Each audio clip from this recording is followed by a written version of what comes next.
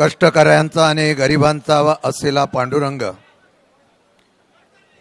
शेतकऱ्यांचा दैवत असलेल्या पांडुरंगाच्या दारी शेतकऱ्यांच्या हक्कासाठी गेल्या 3 दिवसापासून उपोषणाला बसलेले राष्ट्रवादीचे नेते, माझे सहकारी रोहितजी पवार आणि त्यांचे सर्व सहकारी या उपोषणाला बसलेले असताना त्यांना पाठिंबा देण्यासाठी उपस्थित असलेले शेतकरी कामगार पक्षाचे नेते आदरणीय जयंत पाटील साहेब, खासदार बजरंग अप्पा, त्याचबरोबर अभिजीतजी पाटील, राजूजी खरे, साबळेजी, सर्व व्यासपीठावर उपस्थित असलेले बंधू भगिनींनो आणि माझ्या पत्रकार मित्रांनो, प्रथमतः मी मीडियाचा आणि पत्रकारांचा आभार व्यक्त करतो. सध्या आंदोलनं दाबली जातात, दडपली जातात, पण गरिबांच्यासाठी हा आंदोलन होत असताना पत्रकारांनी आणि मीडियाने ते उचलून धरल्याबद्दल मी मनापासून आपल्या सर्वांचा प्रथमतः आभार व्यक्त करतो. ही लढाई आहे, ही लढाई सुरू करण्याचा इतिहास हा सर्व ग्रामीण भागातल्या शेतकऱ्यांनी सुरू केला. आज रोहित पवार या ठिकाणी त्यांच्या सहकाऱ्यांबरोबर आंदोलनाला बसले. ही लढाई आंदोलनाची आज सुरू झाली नाही. गेल्या काही महिन्यापासून कांदा उत्पादक शेतकऱ्यांच्यावर अन्याय झाला. देशात आणि राज्यात सांगितलं गेलं की विरोधी पक्ष कुठं आहे. विरोधी पक्षाचे अनेक पक्ष फोडले गेले, पण जे राहिले ते सत्तेच्या विरुद्ध लोकांच्या कल्याणासाठी आणि हितासाठी लढण्यासाठी राहिले.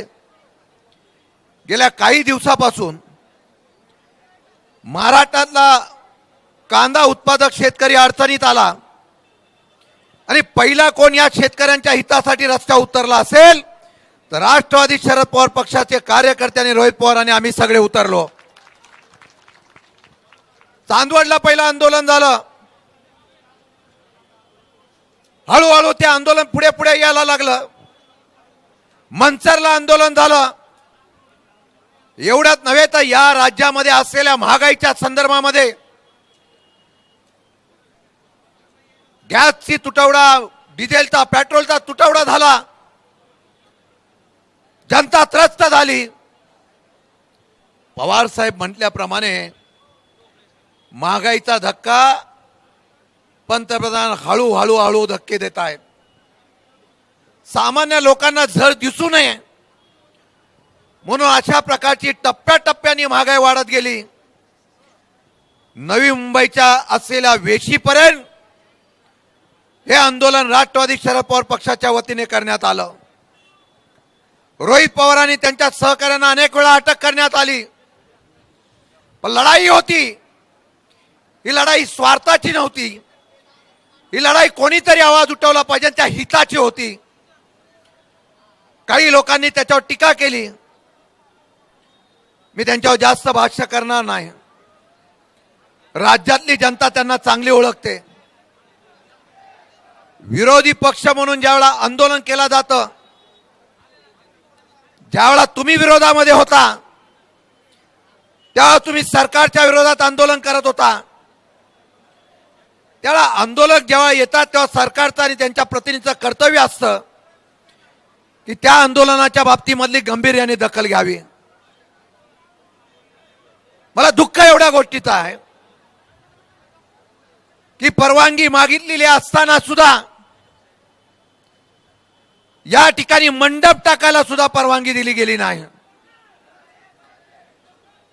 आंदोलन दडपण्याच्या बाबतीमधला भूमिका घेतली जाते का, अशा प्रकारचे चित्र या महाराष्ट्रामध्ये पाहायला मिळालं. आणि म्हणून शेवटी लोकांचा रेटा असतो. लोकांनी रेटा दिला आणि परवानगी नसताना सुद्धा हे आंदोलन या ठिकाणी उभं राहिलं, हा असलेला तुमच्या एकजुटीचा विजय असा मी अभिमानाने उल्लेख करेन.